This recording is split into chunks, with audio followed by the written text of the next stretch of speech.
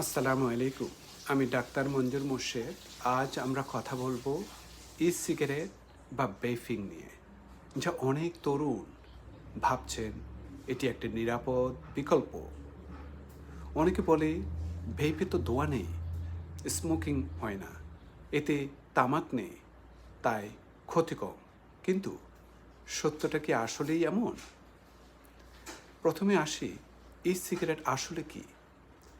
Cigarette বা ভেপে থাকে nicotine, flavour বা রাসায়নিক তরল, যা গরম হয়ে বাষ্প, বেফার আকারে ফুসফুসে যায়। এতে ধোঁয়া নেই, কিন্তু নিকোটিন থাকে, যা আসক্তি তৈরি করে। কেন এটি বিপজ্জনক? এতে থাকা নিকোটিন হার্ট রেট এবং রক্তচাপ বাড়িয়ে তোলে, রক্তনালীকে সংকুচিত করে, ফলে ব্লক হওয়ার ঝুঁকি বাড়ায়।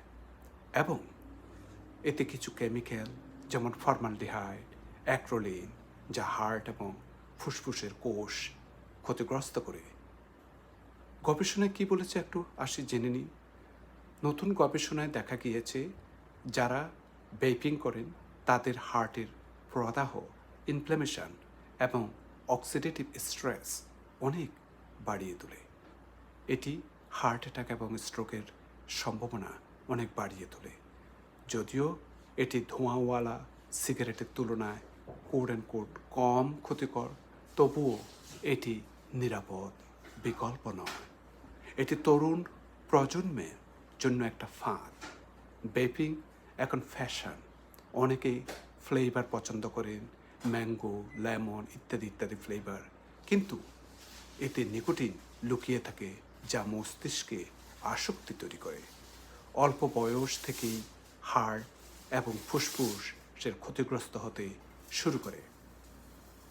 সুতরাং সিগারেট বা ভেপিং কোনো নিরাপদ বিকল্প নয়। এটি ভিন্ন রূপের ধূমপান, যা নীরবে শরীর নষ্ট করে ফেলে।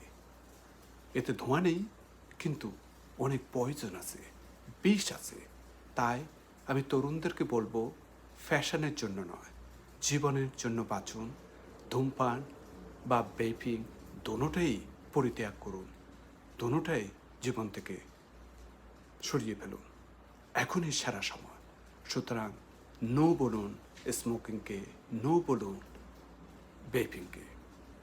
আজ এই পর্যন্ত। আবার আরেকটা নতুন টপিক নিয়ে আপনাদের সম্মুখে আসব।